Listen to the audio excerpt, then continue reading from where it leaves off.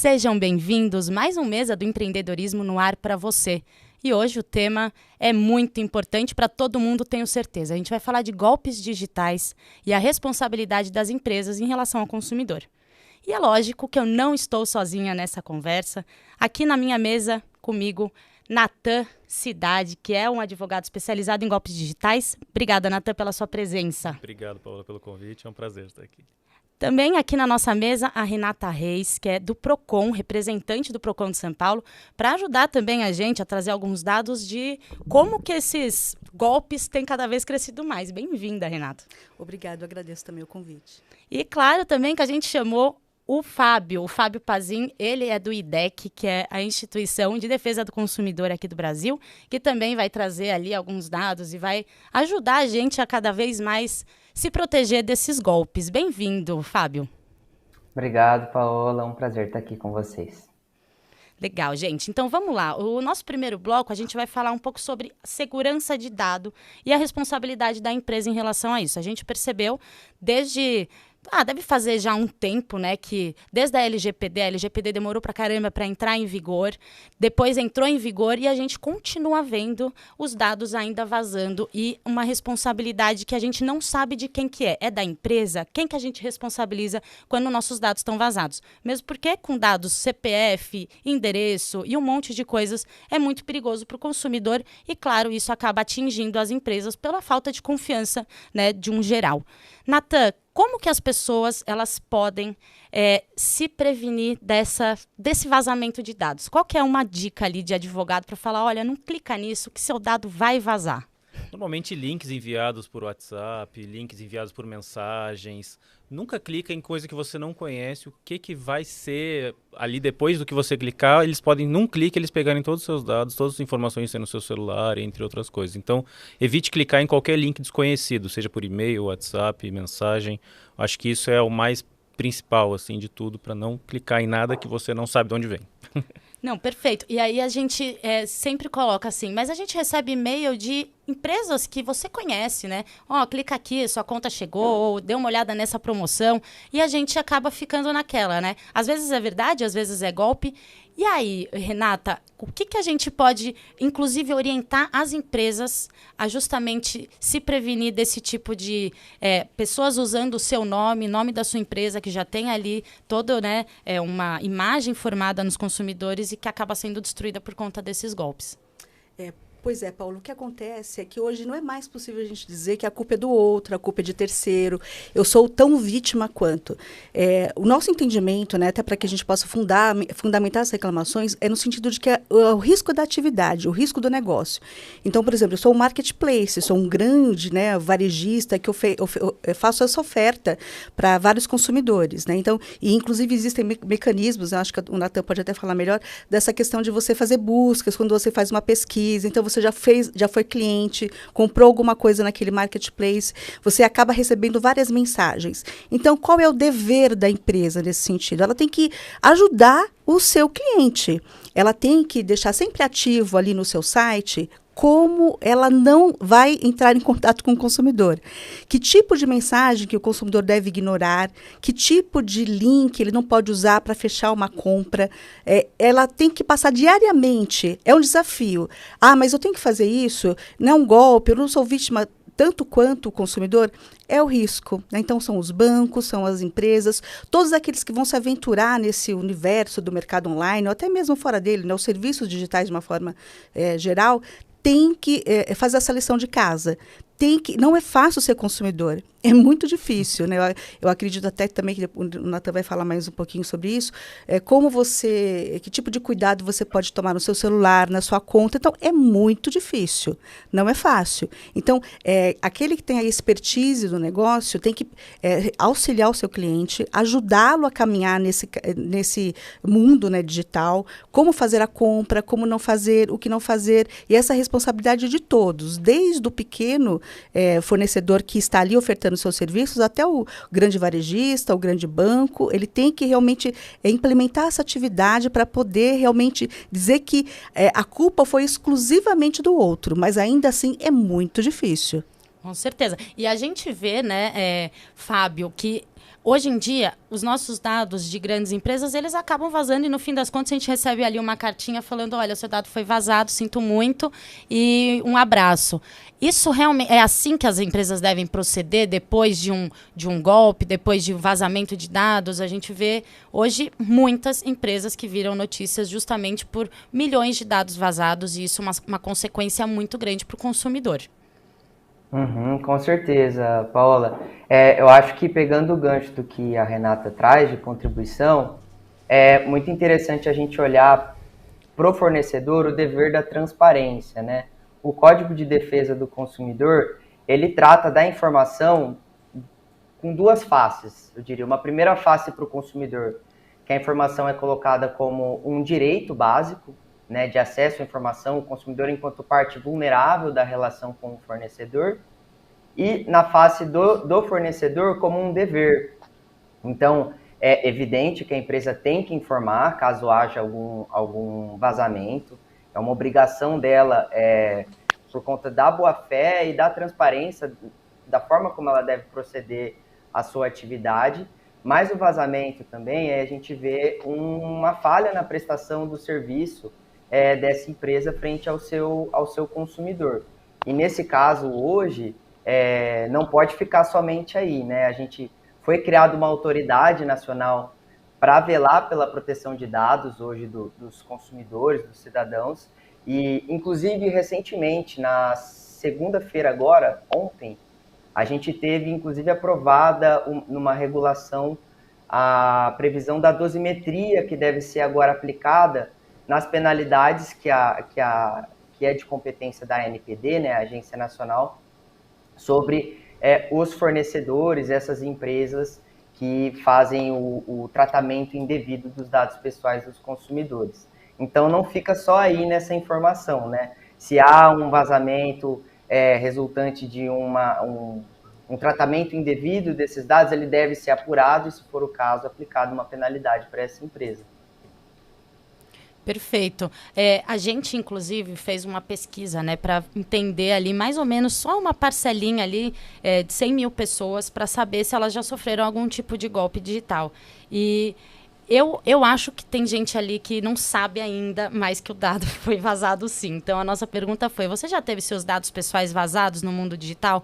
E 36% das pessoas já, então sabem, né? Alguma coisa aconteceu. Alguma coisa aconteceu. Não 51% e não sei 16%. Então, se a gente somar o não sei com o sim, a gente... Eu não sei fazer conta, tá? A gente sou péssima, mas... dá um 42%? Acho que é isso, né? 52%. Então, a gente passa o número de não. Provavelmente, quem não sabe, né, Renata, teve o seu dado vazado por algum motivo, né? Provavelmente, né? É muito difícil para o consumidor, como o Fábio bem colocou. A LGPD, ela traz essas obrigações. Mas o que a gente observa, até nos pedidos de esclarecimento que o Procon São Paulo já fez, né, nos grandes eventos aí de vazamento de dados, que as empresas não estão preparadas, né? Porque, existe a Agência Nacional de Proteção de Dados, a ANPD, mas o Procon também, dentro da relação de consumo, ele tem essa competência, sim, para questionar. E a gente observa que não se comprova que houve um preparo, que a empresa realmente conseguiu informar a todos qual foi o dado vazado, que tipo de dado vazado. É claro que elas não vão produzir prova contra elas mesmas, né? Isso é por óbvio. Só que você tem uma legislação aí que é muito clara. Ela precisa ser aplicada. Já tem um tempo e a gente espera realmente com muita ansiedade que ela seja efetivamente aplicada para que o consumidor possa tomar uma providência. Qual o vazamento, o que ele esperar, como ele se proteger, como ele monitorar, né, se no caso ele foi vítima desse vazamento. Perfeito. Ô Natan, a gente estava conversando aqui até antes, assim, o que fazer caso você realmente sofra esse golpe, né? Esse golpe não, esse vazamento de dado. Então, é preciso procurar um advogado, entrar com uma ação contra a empresa ou isso vai ser mais perda de tempo do que realmente efetivo? Na verdade, a efetividade disso vai ser quando tiver um prejuízo claro. Você teve seus dados vazados, então alguma coisa aconteceu. Você só vai ficar sabendo realmente disso quando você tiver um prejuízo. A partir do momento que você tem um prejuízo, é importante procurar um advogado para ser orientado no que fazer, se vai processar a empresa, se tem como resolver através do Procon ou de outros meios, tentando evitar uma judicialização do processo, do caso, para que não tenha mais prejuízos por conta desse vazamento, né? Então, é importante...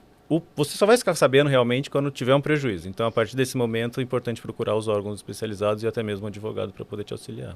Não, inclusive, a gente percebe, né, Fábio, que a Lei Geral de Proteção de Dados, ela ainda tem muito a melhorar, né? Então, ela demorou muito tempo para entrar em vigor, agora a gente começa a entender que precisa aplicar multa, precisa fazer algum tipo de treinamento, às vezes, de equipe, para a gente conseguir realmente colocar a LGPD em prática e evitar esse tipo de dor de cabeça, né? A gente não fala só de, perdi meu dinheiro porque seu CPF foi vazado, mas realmente, de alguém estar usando o seu CPF para fazer alguma coisa, de alguém ter o seu endereço, enfim, e usar isso contra você. E esse é só um dos golpes, na verdade, né, de vazamento de dados. E quem não recebeu ainda uma mensagem até hoje no WhatsApp falando: oi, filha, ou oi, mãe, tô aqui, não sei o quê, me dá um dinheiro, me transfere, eu acho que é porque a pessoa não tem WhatsApp, no fim das contas, porque isso está cada vez mais comum. E houve, a partir dali, um vazamento de dado, né? Para essa pessoa conseguir o seu contato, já houve ali algum tipo de vazamento de dados, Renata? Então, pois o PROCON, até quando você perguntou sobre dados, a gente não consegue separar isso, porque a nossa classificação de assunto-problema, ela não direciona para o golpe, ela direciona para a cobrança indevida, para a falha bancária, né, a compra não reconhecida. Então, ela nasce assim. Então, hoje, nesse mundo do golpe, né, do fraudador, ou até mesmo, talvez, a falha do sistema que deixa vazar o dado, a gente não tem como evidenciar. Então, até nessa questão que o Nathan colocou, eu vou até sugerir um caminho, né? O consumidor, ele poderia começar na esfera administrativa para, olha, tem essa cobrança, eu não reconheço. Como foi feita a cobrança? Como é que a pessoa obteve meu dado para fazer a compra pelo cartão de crédito, o saque indevido, até para que se possa formar um subsídio para que, se ele não resolver administrativamente dentro dos órgãos de proteção e defesa do consumidor, partir para o Poder Judiciário. Porque foi o que o Fábio colocou, é o dever da informação, da boa-fé. A empresa precisa demonstrar como é que a compra foi concretizada, que tipo de dado foi utilizado, e também é o caminho de mostrar quão seguro é o seu sistema. Né? Será que realmente existe uma segurança, existe uma brecha? E nesse sentido, Paola, a gente também tem, por exemplo, outros cenários, boletos fraudados. Né? Eu tenho aí vários atores envolvidos nessa cadeia. Então, por exemplo, eu tenho o banco que emitiu o boleto com aquela informação perfeita, até às vezes no caso de faturas, né? Tem todas as compras que eu fiz no mês anterior, valores corretos, tudo bate. Então, de alguma forma, aquela fatura foi interceptada e foi feita, né, uma fatura idêntica, apenas com código de barras, direcionando para o fraudador, para o banco. Né? Então, o meu banco tem que me explicar como é que a minha fatura foi interceptada. Depois, segundo, se a gente estiver falando de um outro tipo de serviço, se for a fatura do seu convênio médico, o convênio médico também vai ter que explicar e que tipo de atitude a gente espera do convênio médico, porque foi uma opção dele, por exemplo, contratar o serviço de correio e mandar o boleto para o consumidor. Né? Então, se ele escolheu esse caminho do correio, ele é o risco da atividade, ele vai ter que responder. Então, no máximo, a gente esperar que o plano médico não cancele o meu plano porque eu não paguei, porque o dinheiro foi pago ao fraudador. Se eu efetuar o pagamento, não cobrar juros, não cobrar encargos, não considerar aquele prazo, né, de inadimplência como o prazo da Lei 9656, que eu não posso ter 60 dias de atraso no ano porque atrasou de forma indevida, né, tendo em vista a fraude. Então, todos esses atores são responsáveis. O banco que recebeu o valor, ele tem que se pronunciar, ele tem que demonstrar que rapidamente, de acordo com as resoluções do Banco Central, né, as legislações que a gente tem aí de apoio para o Código de Defesa do Consumidor, que assim que ele ficou sabendo do evento, ele foi lá e bloqueou a conta do fraudador. Então, é muito complexo, né, e todos aí têm a sua responsabilidade nesse caminho. É pena que hoje a gente ainda não pode fazer essa diferenciação, né? Senão fica muita informação no sistema para a gente classificar, mas é um caminho, começa nos órgãos, né, para você se fundamentar, ter os documentos, aí você, se não resolver, vai para o Poder Judiciário, onde a gente espera que tenha apuração, a gente sempre orienta o consumidor a procurar, fazer um boletim de ocorrência, para que todas as esferas sejam acionadas, né, e a gente possa acabar com esse cenário, pelo menos naquele evento especificamente. Até pegando um gancho no que ela está falando, muitos juízes hoje pedem, inclusive, pro consumidor, antes de entrar com uma ação, procurar o gov.com, procurar o Procon, para poder criar mesmo um subsídio, para criar a judicialização com todas as informações já. A empresa já se manifestou, já informou o que aconteceu. Então isso é importante também o consumidor saber, antes de procurar, acho que é importante procurar o advogado, mas antes também procurar Procon, procurar o gov.com, colocar a reclamação no Reclame Aqui. Acho que tudo o que tiver é válido. Então sempre é importante buscar e explicar o que aconteceu em várias esferas para poder chegar no processo e ter uma boa base, né? Não, perfeito. É tipo as provas, né, do crime. Então, a gente se respalda em todas as formas que existem. Não, legal, gente. Eu acho que essa questão de vazamento de dados, ela ainda deve evoluir muito. Ela ainda deve trazer muitas coisas. Agora tem metaverso, que tá também... são muitas formas que os golpistas encontram para, né, achar ali qualquer coisinha para dar um golpe na gente.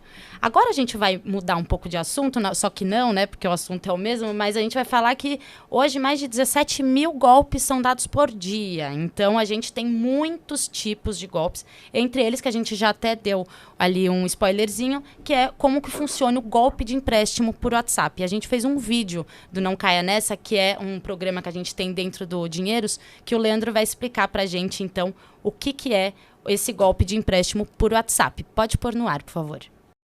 É quase impossível hoje conhecer alguém com um celular que não tem uma conta no WhatsApp, né? Wilson! O aplicativo de mensagens é o mais usado no Brasil, com 147 milhões de usuários. E com tanta gente usando, você precisa ficar ligado para não ser vítima de um golpe.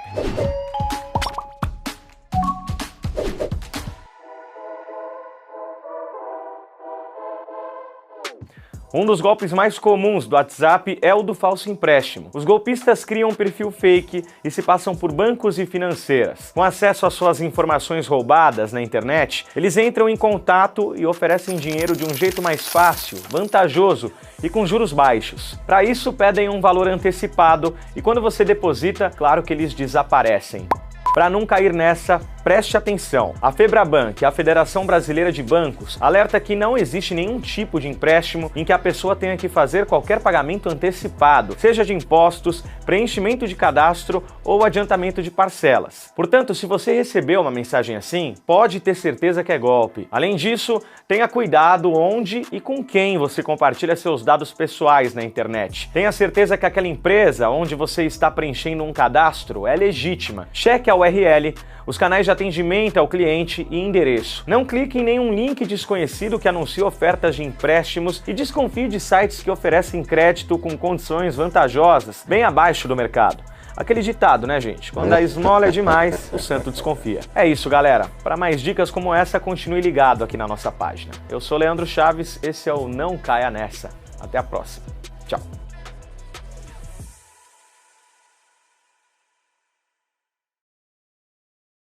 Legal, gente. Obrigada, Leandro, pelo vídeo. É isso, então. A gente tem hoje 1 milhão de golpes, né? O WhatsApp tá ali na mão do consumidor, tá na mão de todo mundo. Mas eu queria saber, existe, Fábio, alguém que é o público-alvo dos golpistas ou, independente de quem seja, tá ali pronto para sofrer um golpe? Olha, da nossa experiência aqui no IDEC, a gente vê muitos casos envolvendo aposentados do INSS. Tanto que em 2019, a gente teve um aumento muito significativo, inclusive que chegava aqui para a gente dos nossos associados, né, envolvendo esse tipo de golpe, e a gente buscou lançar campanhas direcionadas para esse público, que tende a ser o público mais vulnerável para ser alvo desses fraudadores, né? Então, hoje, o golpe do empréstimo consignado, ele seria o mais comum. E ele está diretamente relacionado à questão do vazamento de dados. Você trouxe essa pesquisa, né, Paola, mencionando uma parcela significativa das pessoas que falam não tive o dado vazado, mas eu aposto que se essa pesquisa ela trouxesse a seguinte pergunta: você já recebeu alguma chamada de telemarketing, por exemplo, de uma empresa que você não passou os seus dados? Aposto que a resposta seria muito mais, a porcentagem seria bastante diferente, porque isso também acusa um vazamento de dados e grande parte dessa contratação indevida de crédito consignado ela é feita por meio desses canais, tanto aplicativos de mensageria, como o WhatsApp, né, quanto pelas chamadas abusivas de telemarketing, oferecendo um crédito. Olha só, eu estou vendo aqui, liberou um crédito para você no seu nome. E aí, dentro do golpe de crédito, né, a gente tem vários tipos. A gente tem desde aqueles golpes de oferta de crédito, que no momento da liberação, que na verdade não vai existir, né, eles pedem o pagamento de uma taxa do consumidor para que possa ser liberada a quantia, sem burocracias, sem considerar se o nome está sujo ou não, etc. Mas há também outros casos que se utilizam de engenharia social para fazer com que o consumidor, por exemplo, a gente já teve um caso aqui atendendo, em que o vendedor, ali o correspondente bancário, né, ele informou que ele poderia pegar parte desse empréstimo para aplicar em investimentos, e aí o valor que seria liberado para o consumidor, que de fato, nesse caso, ele receberia uma quantia, ele receberia periodicamente a rentabilidade desse valor aplicado por esse correspondente. E aí, no momento da transferência, né, desse valor que chegou na conta do consumidor na contratação de um consignado, enfim, simplesmente o correspondente sumiu, ele nunca mais ouviu falar. Então, enfim, tem vários tipos de golpe dentro do golpe relacionado ao crédito, né? E aí, de fato, a gente vê, sim, essa preferência pelo público de aposentados. Está relacionado também a vazamento de dados do próprio INSS. A gente já teve notícias aí recentes de milhares de dados, né, que foram vazados para esses fraudadores, no caso, e que são utilizados para contratação indevida de crédito. Perfeito.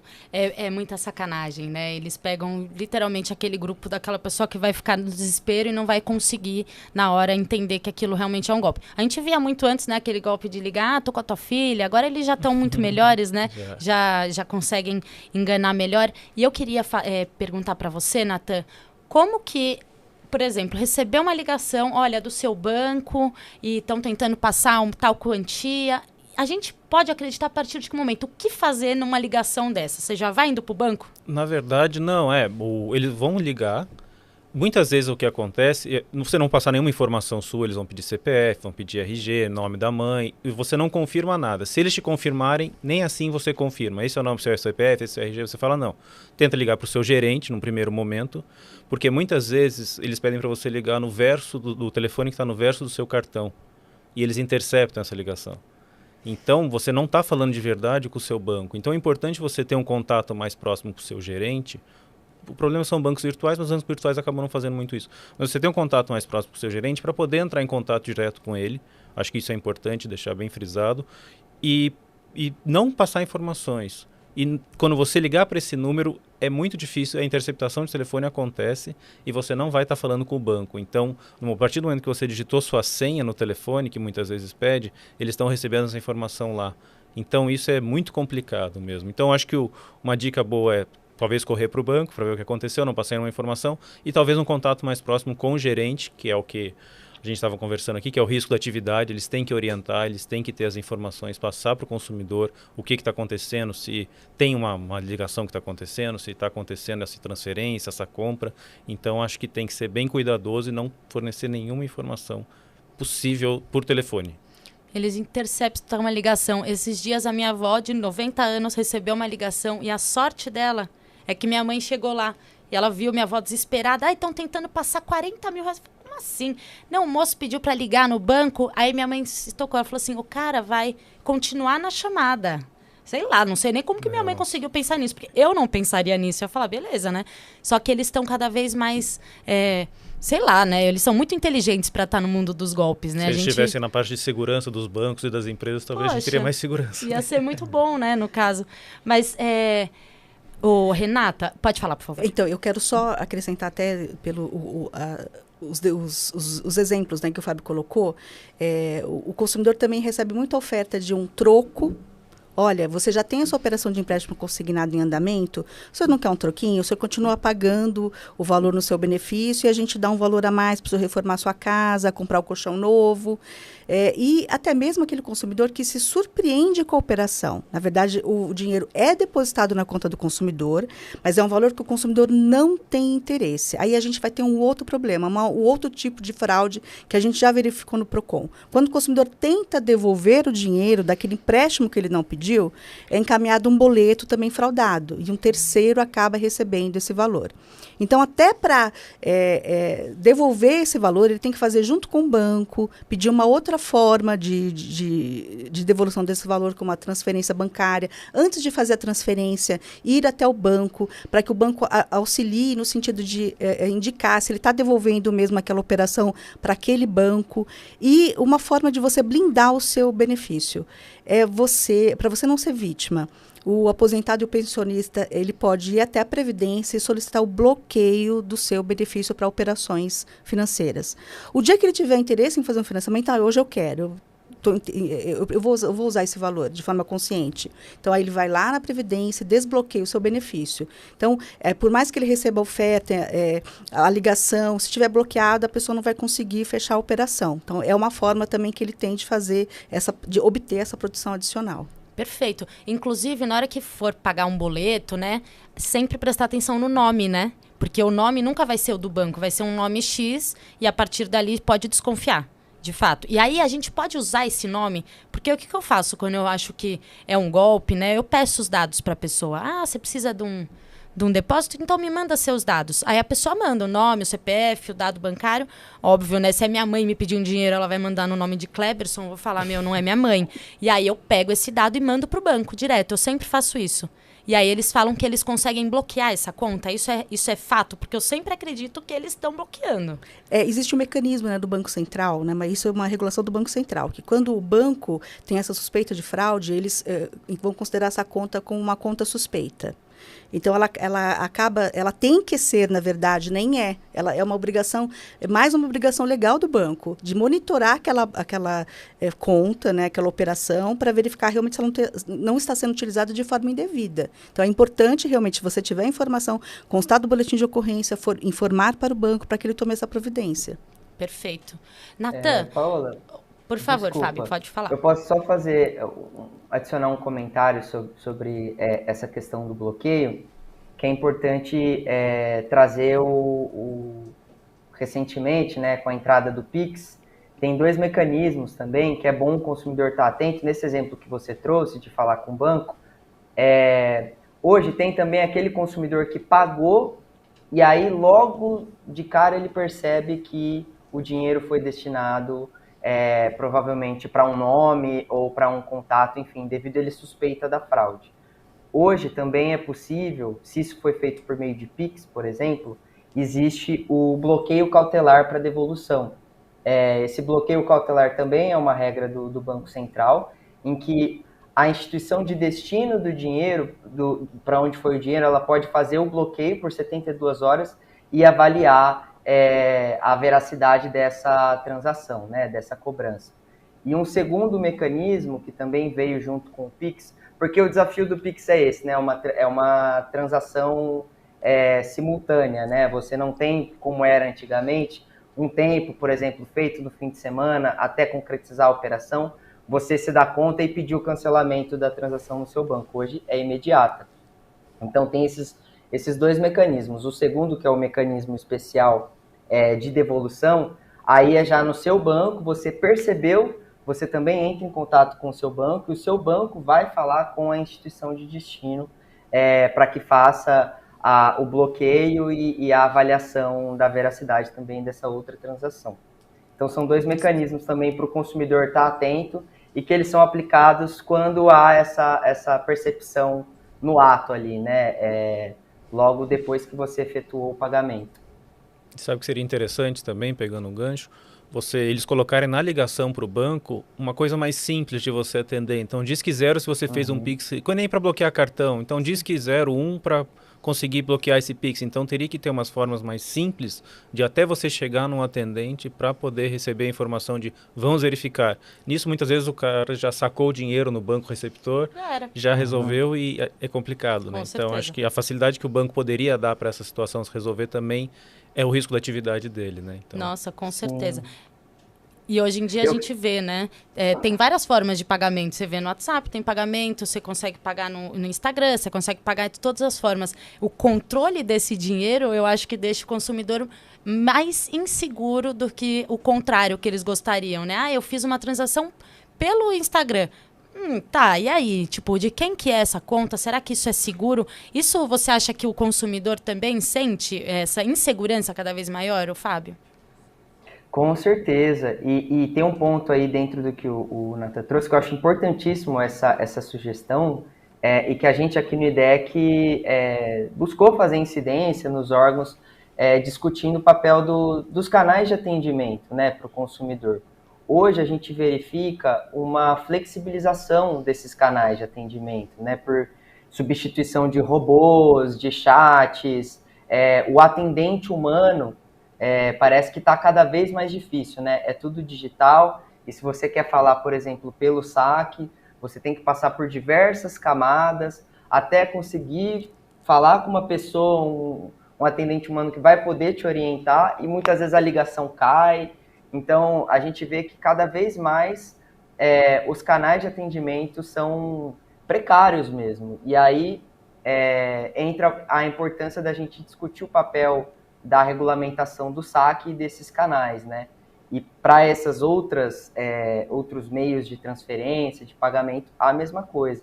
Eu acho que é importante, então, para o consumidor, toda operação, todo serviço que envolve transações financeiras que ele for utilizar, uma medida cautelar, ele verificar como funcionam esses canais de atendimento, a efetividade, a qualidade, quais são os meios de se comunicar, porque muitas vezes ele pode estar usando um serviço e que não deveria ser o caso, né, da empresa oferecer um canal precário de comunicação. Mas ele não sabe, na hora que ele for precisar, ele pode ficar na mão, enfim, ter essa dificuldade de contatar a empresa. Não estou falando, lógico, que deveria ser assim, né?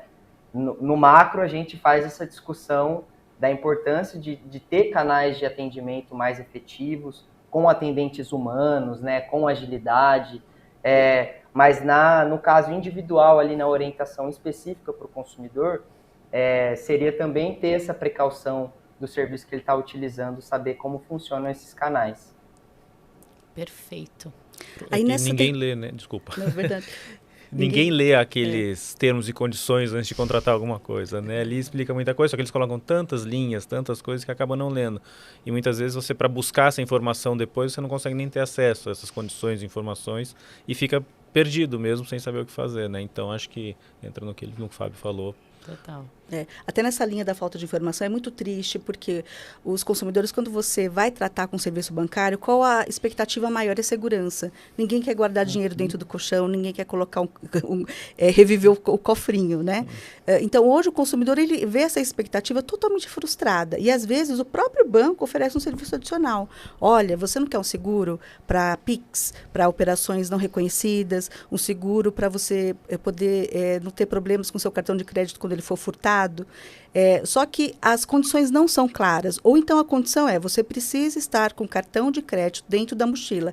Estava dentro da carteira. Não, mas é dentro da bolsa, porque o seguro é bolsa protegida. Então, não dá. Muito difícil. Você tem que pagar para ter uma segurança, sendo que a segurança faz parte da essencialidade do serviço. Então, está muito difícil para o consumidor. Ele não tem canal, ele não tem a segurança, ele precisa pagar mais para poder ter um serviço, a segurança que ele espera, e ainda assim não tem. Então, é muito complicado, é muito difícil para o consumidor. Aí os caras inventam ainda o cartão de aproximação para a gente ficar ainda mais vulnerável, né? Porque eu acho que isso acaba tirando a culpa deles, do tipo, putz, mas Você pôs a senha. Não, mas era aproximação. Então tira a aproximação. Eu morro de medo de aproximação. Eu nunca pus porque é muito fácil. Realmente, tipo, no carnaval, a gente até no Não Caia Nessa, que é esse programa do Leandro, a gente mostrou, tipo, as pessoas só aproximam ali a maquininha, já era. Você acha que você tá super protegido, você não tá. Então, é justamente isso. E a gente fez uma pesquisa, né, dentro daquela que a gente começou, perguntando se você já sofreu alguma tentativa de golpe pelo WhatsApp. E a resposta foi sim, mas eu não caí, 54%, ufa, né? Mas sim e caí foram 10%. De 100 mil pessoas, mais de 10 mil pessoas ali de respondentes caíram no golpe. E não sofri nenhuma tentativa, 36%. Eu acho que não sofreu nenhuma tentativa, 36% é alto. Eu acho que a pessoa não percebeu que ela sofreu, de repente, uma tentativa de golpe, mas... Ou sofreu e está tentando, e acha que pagou até hoje. Tá? Exatamente, não percebeu ainda que foi um golpe, né, toda essa situação. Mas a gente percebe que... A gente pode esperar que esse número melhore ou piore? Quem que tem essa resposta para mim aqui? Tem que melhorar, né, Natan? Tem que melhorar porque... de alguma forma. E de que forma isso pode melhorar? De todas essas que a gente falou, né? De repente, mais segurança numa... Sei lá, até quando a gente fala em senha. Senha de algum login que você vai fazer uma compra, seja no Marketplace, seja em qualquer lugar, que os caras pedem... uma senha com letra maiúscula, letra minúscula, número, caractere especial. E aí você vai lá no seu banco, que está todo o seu dinheiro, você tem 4 números e você consegue retirar o dinheiro. Será que esse tipo de senha realmente protege mais o consumidor? Ou isso aí realmente depende. Independentemente, você vai sofrer algum golpe ou você não vai ter a segurança necessária. O que você acha, Renata? Olha, é um desafio, porque eu estou há 25 anos no PROCON e desde que eu estou lá, a questão da falha de serviços bancários sempre liderou na área de assuntos financeiros como a mais demandada. É um desafio constante, né? Enquanto a instituição financeira existir, ela vai ter esse desafio da segurança. O que acontece é que eu tenho que também inserir outros atores, né? Porque hoje o que você vê, por exemplo, a questão do roubo do celular. Você precisa implementar medidas para que a pessoa não acesse o seu e-mail e consiga trocar todas as senhas. O seu aparelho celular, ele também traz algumas medidas de segurança, mas eu preciso ter informação como eu vou operar, né? Hoje quem não tem um celular. Então, as operadoras têm esse desafio de poder dar mais informação para esse cliente, de como ele pode, de forma fácil, rápida, implementar todas as medidas de segurança para o aparelho.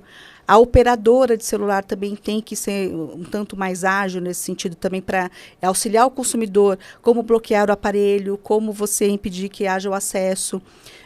O provedor de internet, onde tem o meu e-mail hospedado, onde eu tenho ali as minhas informações, também passar essas informações de uma forma mais facilitada, como eu me blindar.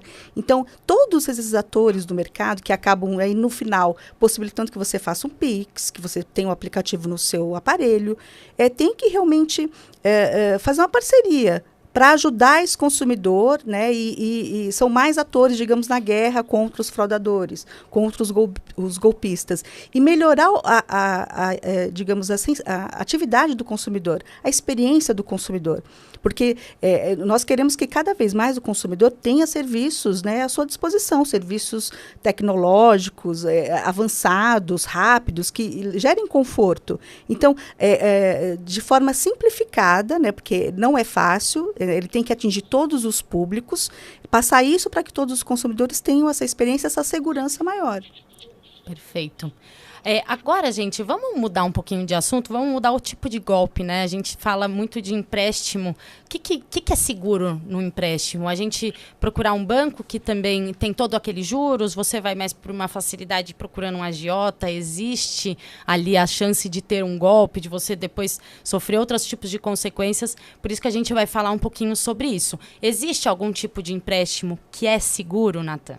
Normalmente os bancos são os mais seguros, apesar das taxas serem mais caras, mas é sempre interessante procurar. Você pode fazer empréstimo em bancos que você talvez não tenha conta, abra uma conta, faça um empréstimo, procure a menor taxa, separe um dinheiro para pagar todo mês. Eu acho que a dica é muito simples, né? Não vá atrás de agiota, que o problema é bem mais sério, e procure, nem sempre o seu banco vai ter a melhor taxa. Então é importante você procurar um banco com a melhor taxa, que caiba no seu bolso, para você conseguir pagar. Lógico que o desespero às vezes entra na conta da pessoa junto, né? Então, mas é importante sempre ter consciência do que está fazendo, né? E procurar um agiota, procurar outros meios é bem complicado em todas as questões. Perfeito. Ô, Fábio, mas e aí? Agora eu já fiz meu empréstimo com a agiota, o que eu faço? Eu tenho algum tipo de segurança em relação a... Eu sou um consumidor ali de um agiota, e agora? É que aí eu acho que como você sai da legalidade, né, você não sei até que ponto, para ser sincero, até que ponto você estaria protegido se existiria aí uma relação de consumo, entende? Nesse caso é muito complicado, a nossa orientação é sempre não vá por esse caminho, e se caso você encontre uma oferta de dinheiro muito fácil, seja por meio de um correspondente bancário ou até de um AJ, sempre desconfie, não saia fora da legalidade esse caminho que o Natan passou mesmo. Porque tanto a agiota quanto outras instituições financeiras duvidosas, né, você vai estar sujeito a sofrer abusos na relação, até a ter dificuldade de quitar esse pagamento, a inclusão de taxas de juros abusivas, a previsão ali, a segurança jurídica da relação, ela fica muito comprometida, né? Aí acho que só complementando o que o Natan trouxe, acho que uma ferramenta interessante para o consumidor que está procurando um empréstimo é acessar o Banco Central. No Banco Central, o site do Banco Central, ele oferece um ranking das instituições financeiras. E lá você vê também um ranking de reclamação. Então, eles consideram o número de clientes e a porcentagem de reclamação, é proporcional, né? E aí, ali você também pode verificar quais vão te oferecer melhores condições para, caso você tenha um problema, resolver o seu problema de consumo. Mas a nossa orientação é sempre essa também, a que o Natan trouxe. Uma instituição financeira já estabelecida, que você conheça, se você tem dúvida, busque no Banco Central se essa instituição está autorizada a funcionar, e aí você vai ter mais segurança para fazer a contratação desse serviço de crédito. Perfeito, é isso aí. Inclusive, Renata, a gente vê muito, né? Você entra num site ali que, sei lá, deixa eu clicar para ver, começa a aparecer. E aí, quer ganhar R$1.000 por hora em casa? E aí, você que tá aí à toa, quer ganhar R$100 mil só para respirar? Essas coisas, a gente não dá para confiar, né, em nada. Não, é verdade, é que o Fábio colocou. Você está saindo da legalidade. Então, nada que sai da legalidade é confiável. Não existe almoço grátis. Então, desconfie da oferta facilitada. Às vezes você está até transacionando com uma empresa, mas é uma consultoria que vai buscar um crédito de um banco e você, no desespero, né, porque a oferta é muito tentadora no sentido de facilidade. As taxas são altíssimas, realmente, né? Mas eu libero para você esse valor em 24 horas, libero para você que tem o nome negativado, libero um valor maior até que você conseguiu na outra instituição financeira. Só que existem riscos, e até empresas que o Poder Judiciário já entendeu que atuam na legalidade, por exemplo, usam o celular como uma forma de... se você não pagar, tem um aplicativo que vai bloquear o seu celular. Você não consegue usar o celular porque a parcela está atrasada. Algumas decisões judiciais, né, até entenderam essa atividade de forma legal, apesar de os órgãos de defesa do consumidor terem 1 milhão de restrições em relação a isso, dessa questão, né, de bloquear o celular. Isso seria uma questão da operadora. Então, existem N facilitadores, só que o consumidor tem que pensar, e se eu atrasar? O que acontece comigo? Além de pagar um encargo, o que esse contrato está dizendo que vai fazer? Vai bloquear o meu celular? Tem algum outro tipo de penalidade além de multa e juros? Qual o montante dessa multa e juros? Como o Natan colocou, cabe no meu bolso? Eu consigo pagar? Eu consigo quitar? Eu vou me programar. Então, desconfie dessas ofertas facilitadas. Como o Natan colocou, tem que procurar uma instituição financeira, né? O Fábio colocou, realmente consultar no Banco Central se ela está autorizada a operar como uma instituição financeira, e tome cuidado com esse caminho da intervenção, do terceiro, a empresa que vai buscar para você o crédito. Tem uma atenção redobrada, né? Porque realmente você pode até obter opções mais seguras e até mais vantajosas no mercado. Perfeito. Inclusive, a gente fez, né, uma pesquisa ali também para falar de empréstimo e a gente perguntou se você já fez algum empréstimo de alguma dessas maneiras. 37% no banco, 8% escolheu o agiota, 5% já fez com os dois tipos e nunca fez nenhum tipo de empréstimo, 49%. Bom, que bom, né? As pessoas não estão precisando fazer tanto empréstimo assim, mas a gente vê ali, sim, que ambas 5%, banco 37%, que bom, as pessoas estão escolhendo, e a agiota a gente ainda tem 8% da escolha. Isso tudo acho que também foge um pouco, né? No desespero, a pessoa não sabe o que fazer, ela vê os juros, ficou meio desesperada, meu Deus, vou entrar numa bola de neve, mas depois você entra numa bem pior do que isso. E é isso que a gente vai mostrar agora no Não Caia Nessa com o Leandro Chaves. A situação apertou, desemprego, o dinheiro tá curto, as contas não param de aumentar. Eu sei, não é fácil, bate aquele desespero. Mas se você tá pensando em recorrer a um agiota para conseguir um empréstimo, fica aqui que eu vou te mostrar o porquê você não deve cair nessa.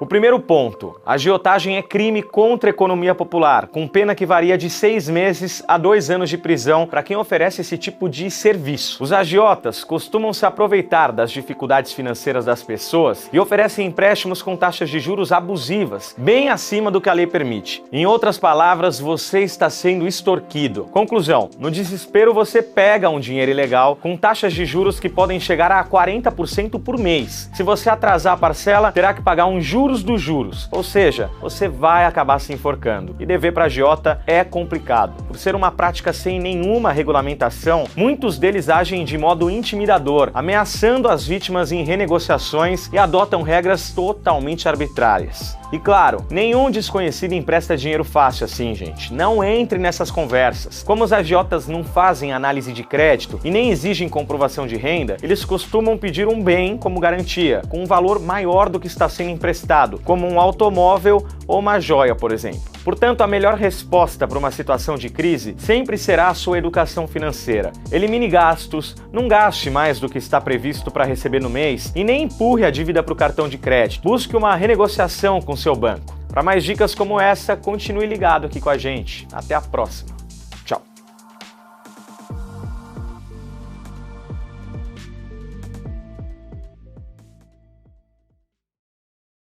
Bom, legal, gente. Obrigada, Leandro, pela participação. A gente recebeu algumas questões aqui dos nossos internautas que o tema é cair no golpe agora. Então, a Cláudia Mendes, de Tatuí, São Paulo, mandou assim: eu caí no golpe do SMS, me mandaram uma mensagem em nome do meu banco, falando que estavam tentando fazer uma compra com meu cartão. Acreditei, passei os meus dados, os golpistas gastaram todas as minhas economias e até hoje eu não tive a resolução por parte do banco. Quem pode me ajudar a recuperar o meu dinheiro? Fábio, você tem alguma solução boa aí para a Cláudia? Sim, nesse caso, do nosso entendimento aqui, é uma falha de segurança da instituição financeira, é uma vulnerabilidade do sistema deles. Então, a gente sempre vai pelo lado do consumidor. A pessoa foi vítima, de fato, aí, né, de fraudadores, mas o que a gente sempre tenta discutir, e é o que desde o começo desse episódio a Renata, o Natan já trouxeram, é o papel da instituição financeira que oferece, o que eles vendem basicamente é segurança, né, para o consumidor, e por conta disso o risco da atividade recai sobre as instituições financeiras.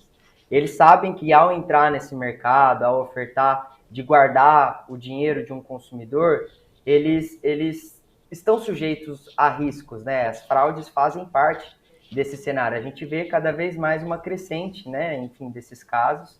Então, é responsabilidade deles buscar meios de proteger e ressarcir o consumidor que eventualmente sofreu alguma fraude e que estava de boa fé, né, não foi resultado de uma ação de má fé. Então, a gente vê, inclusive, no Código de Defesa do Consumidor, que em casos de fraudes de terceiros, a responsabilidade recai sobre o fornecedor, a instituição financeira, e é uma responsabilidade objetiva, independe de culpa.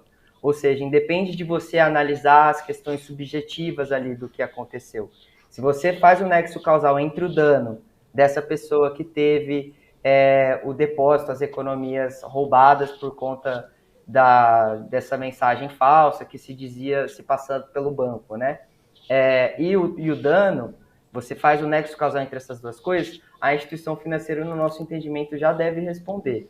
Tem, inclusive, sempre a gente orienta nossos consumidores a montar modelo de petição para ir para a justiça, tentar reaver um valor.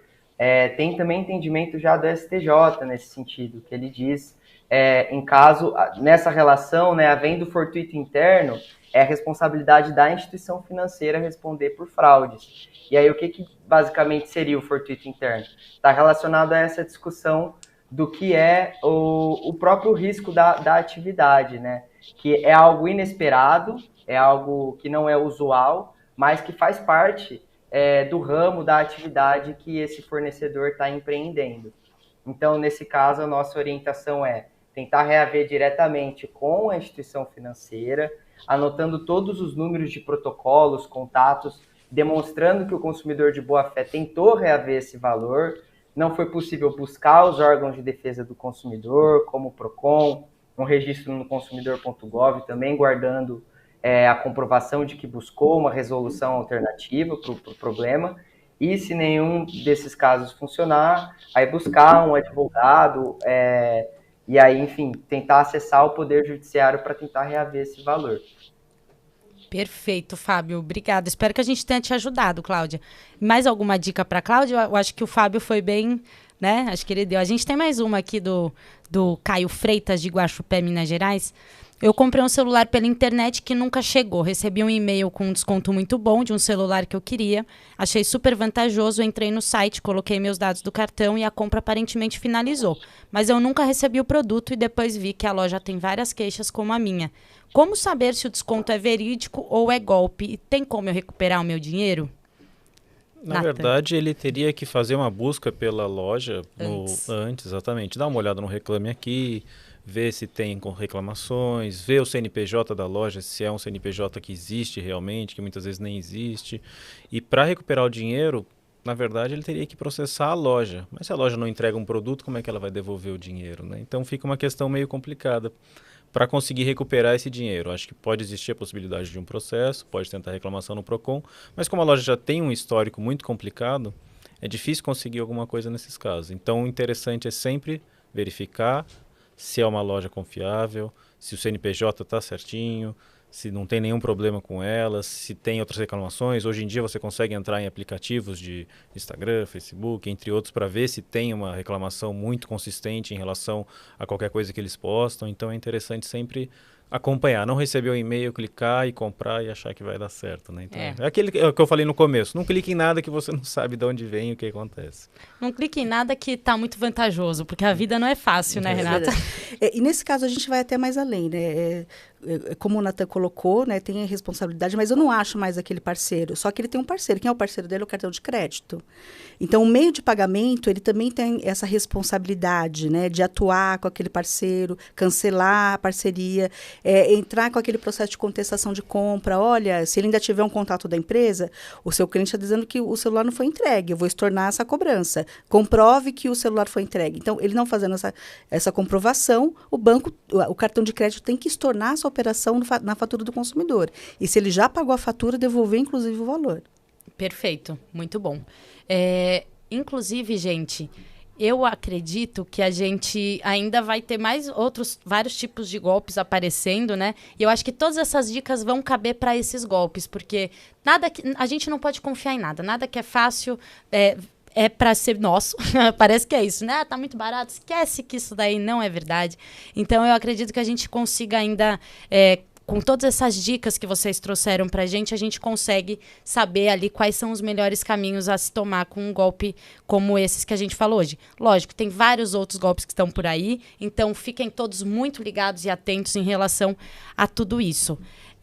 Eu queria, gente, agradecer muito vocês pela companhia. Foi muito bacana nosso papo, foi muito esclarecedor. Fábio, você também, que não está aqui na mesa, mas eu sei que você está aí. Muito obrigada pela sua presença, participação, foi muito importante para a gente.